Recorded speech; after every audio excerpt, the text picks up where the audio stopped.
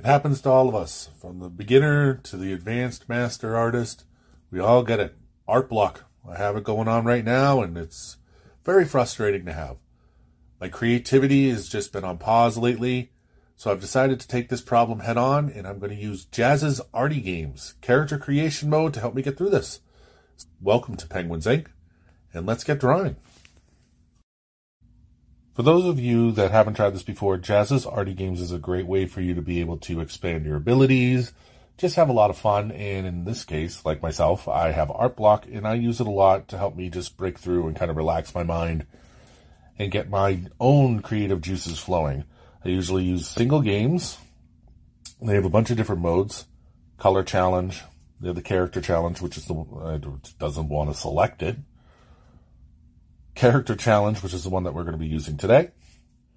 You can do environmental challenge, incremental challenge, scribble challenge, copy challenge, design mix challenge, and custom generator. But today we're going to be using the character challenge. You can do a scenario, you can just do character design, you can do them both. If you want to challenge yourself, you can time it from anywhere from 1 minute to 60 minutes, or you can do infinite time. I usually do infinite time because I like to take my time with it, see how many different ideas I can come up with, and that helps me really get through my art block. So let's see what characters we're given today. A lost spirit that is obsessed with dinosaurs with a bow and arrow. It's pretty cool. I like that one. All right, let's see what we can come up with. The first thing I do when I start a new drawing, especially using Jazz's character creator, is I write the prompt down, because as I did in this video, I closed the window before I actually took a screenshot of it, so I would have lost it, not remembered what I was supposed to be doing. So what we have going on here is my initial sketch. I went with a raptor, because raptors are cool and scary.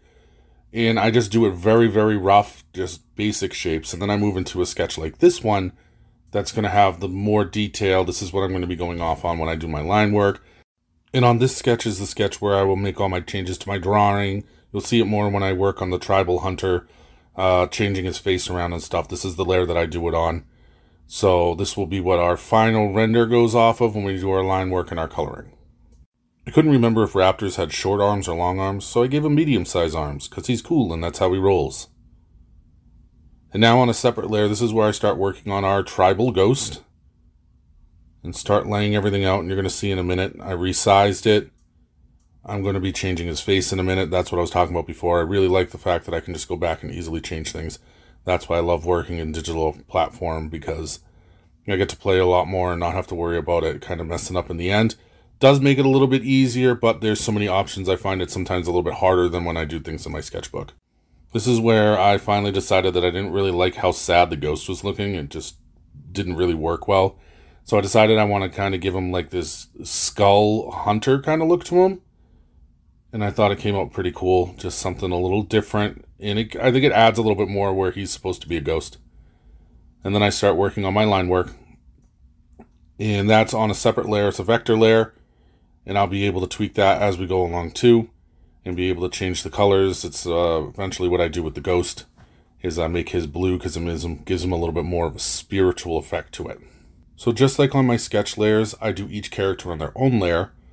And then when they go to overlap, when I'm done doing my line work, I'll erase the lines that overlap with the vector eraser. It's pretty cool. It just takes the whole line out. I just feel doing it this way gives me more continuity in my lines.